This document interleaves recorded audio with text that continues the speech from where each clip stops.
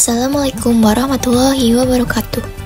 Halo teman-teman sekalian, hari ini kita akan membahas salah satu aspek penting dari politik luar negeri Indonesia, yaitu terdapat pada materi A, landasan ideal dan konstitusional politik luar negeri bebas aktif, serta materi B, peran Indonesia dalam upaya menciptakan perdamaian dunia. Dan dalam pembahasan kali ini, kita akan menyoroti berbagai peristiwa penting yang menunjukkan peran aktif Indonesia di kancah internasional seperti Konferensi Asia Afrika 1955. Sebagai negara dalam politik luar negeri bebas aktif, Indonesia tidak berpihak pada blok manapun, tetapi tetap berperan dalam diplomasi global. Dari Konferensi Asia Afrika hingga misi perdamaian PBB, Indonesia terus berkontribusi dalam menciptakan stabilitas dunia. Politik luar negeri Indonesia didasarkan pada prinsip bebas aktif, yang berarti Indonesia tidak memihak blok tertentu dan tetap berperan aktif dalam menjaga perdamaian dunia. Landasan idealnya bersumber dari Pancasila yang menekankan perdamaian dan keadilan dalam hubungan internasional. Sementara landasan konstitusionalnya tercantum dalam pembukaan Undang-Undang Dasar 1945, terutama pada alinea pertama dan keempat, yang mana pada alinea pertama menegaskan dukungan terhadap kemerdekaan bangsa lain, dan pada alinea keempat tentang peran dalam menjaga perdamaian dunia.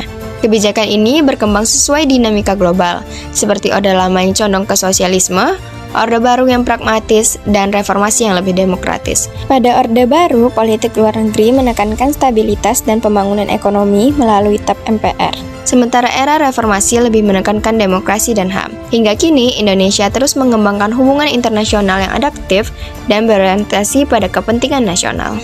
Nah, bagaimana sih prinsip ini dapat diterapkan dan sejauh mana peran Indonesia dalam perdamaian dunia? Mari kita bahas dalam video ini, Indonesia dalam panggung dunia. Terdapat beberapa peran Indonesia dalam upaya menciptakan perdamaian dunia. Yang pertama, pelaksanaan Konferensi Asia Afrika. Konferensi Asia Afrika atau KAA pada tahun 1955 di Bandung bertujuan mempererat kerjasama negara-negara Asia dan Afrika yang baru merdeka serta menghadapi perang dingin antara blok Barat dan blok Timur. Diprakarsai oleh Indonesia, India, Pakistan, Burma, dan Sri Lanka, KAA menekankan kedaulatan kerjasama dan perdamaian internasional. Hasil utamanya adalah Dasar Bandung yang berisi 10 pokok yang dicetuskan dalam konferensi tersebut, yang diantaranya berisi prinsip hubungan internasional, termasuk penghormatan terhadap kedaulatan dan penyelesaian damai konflik. KAA juga melahirkan semangat Bandung atau yang disebut Bandung Spirit yang menjadikan Bandung terkenal di seluruh dunia. Materi selanjutnya adalah gerakan non-blok. Gerakan non-blok atau Non-Aligned Movement atau NAM. Gerakan non-blok atau GNB adalah organisasi negara-negara dunia ketiga yang tidak terlibat dalam persaingan blok Barat dan blok Timur setelah Perang Dunia II. GNB bertujuan menjaga independensi politik, memajukan kesejahteraan, dan meredakan ketegangan internasional. Indonesia memiliki peran penting dalam pendirian GNB melalui KAA 1955 di Bandung. GNB resmi dibentuk pada KTT pertama di Beograd tahun 1961. Organisasi ini fokus pada kerjasama antar negara berkembang dan perdamaian dunia. GNB telah mengadakan 16 KTT termasuk KTT 10 di Jakarta 1992 yang menghasilkan pesan Jakarta tentang perdamaian dan kerjasama internasional. Misi pemeliharaan perdamaian Garuda. Indonesia memainkan peran penting dalam pemeliharaan perdamaian dunia dengan mengirimkan pasukan Garuda atau Konga ke berbagai misi internasional sejak 1957. Pengiriman pertama dilakukan untuk membantu memelihara perdamaian di Timur Tengah melalui UNEF setelah krisis Suez. Sejak itu, Indonesia terus berpartisipasi dalam berbagai misi perdamaian PBB seperti di Kongo, Vietnam, dan konflik Arab-Israel. Pasukan Garuda telah mengirimkan pasukan ke banyak kawasan konflik untuk menjaga stabilitas politik dan mencegah kekerasan lebih lanjut. Setelah itu, Indonesia terus memperkuat kontribusinya dalam perdamaian dunia dengan mendirikan Indonesia Peace Security Center atau IPSC pada 2012 yang mengelola kesiapan pasukan perdamaian. Hingga kini, Indonesia tetap aktif mengirimkan pasukan untuk misi perdamaian internasional, memperlihatkan komitmennya terhadap keamanan dan stabilitas global. Pembentukan Komunitas ASEAN. Komunitas ASEAN dibentuk untuk memperkuat integrasi dan kerjasama antar negara anggota.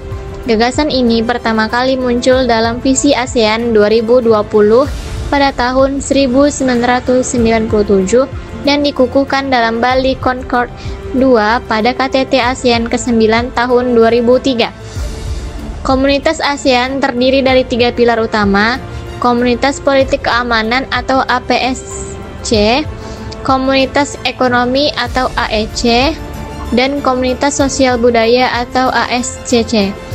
Pada KTT ASEAN ke-10 tahun 2004 di Laos, ASEAN menyusun 3 rencana aksi atau Plan of Action atau POA untuk setiap pilar sebagai langkah konkret pembentukan komunitas.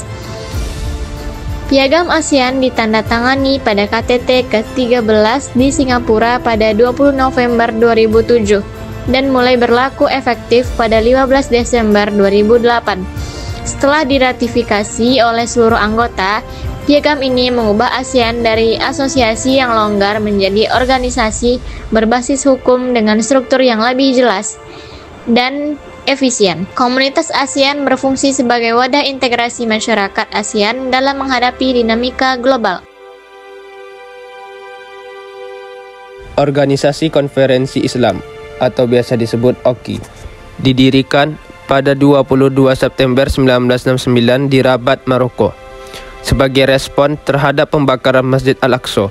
Awalnya, organisasi ini beranggotakan 25 negara dan kini telah berkembang menjadi 57 negara anggota serta beberapa negara pengamat.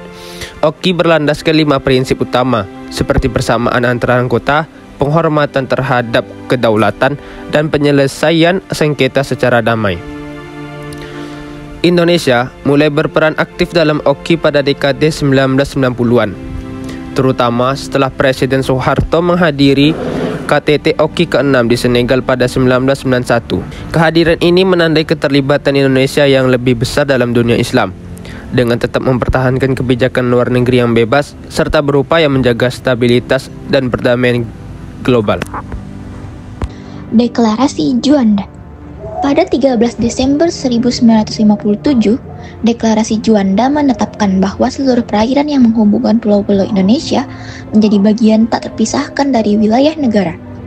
Kebijakan ini mengubah batas laut teritorial dari 3 mil atau aturan kolonial menjadi 12 mil dan menegaskan konsep negara kepulauan, sehingga menghapus konsep laut bebas di antara pulau-pulau dan memperkuat kedaulatan nasional. Langkah tersebut membawa dampak signifikan karena wilayah Indonesia bertambah luas secara substansial dan membuka jalan bagi pengakuan internasional atas zona ekonomi eksklusif atau ZEE sejauh 200 mil. Pencapaian ini kini diperingati sebagai Hari Nusantara yang melambangkan perjuangan bangsa untuk mempersatukan tanah air dan mengamankan kepentingan nasional melalui pengelolaan perairan. Selanjutnya, kita akan memasuki materi ke-7, yaitu Jakarta Informal Meeting yang pertama dan yang kedua. Jakarta Informal Meeting yang pertama merupakan pertemuan pertama antara Vietnam dan Kamboja untuk menyelesaikan konflik bersenjata yang telah berlangsung lama. Dilaksanakan di Bogor pada 5-28 Juli 1988. Pertemuan ini difasilitasi oleh Indonesia dengan tujuan untuk mencari solusi atas konflik yang terjadi antara kedua negara. Jakarta Informal Meeting yang pertama juga bertujuan untuk mewujudkan perdamaian di kawasan Asia Tenggara. Hasil-hasil dari Jakarta Informal Meeting yang pertama antara lain: 1. Tercapainya gencatan senjata di Kamboja. 2. Vietnam menarik pasukannya dari Kamboja. 3. Pasukan PBB diturunkan di perbatasan Kamboja. 4. Dibentuk pemerintahan yang melibatkan keempat kelompok yang bertikai di Kamboja. Dan yang kelima, pengawasan internasional atas penarikan pasukan Vietnam. Selanjutnya, Jakarta Informal Meeting yang kedua dilaksanakan pada 19-21 Februari tahun 1989. Tujuan Jakarta Informal Meeting yang kedua adalah menindaklanjuti hasil dari Jakarta Informal Meeting yang pertama dan menyelesaikan konflik bersenjata antara Kamboja dan Vietnam.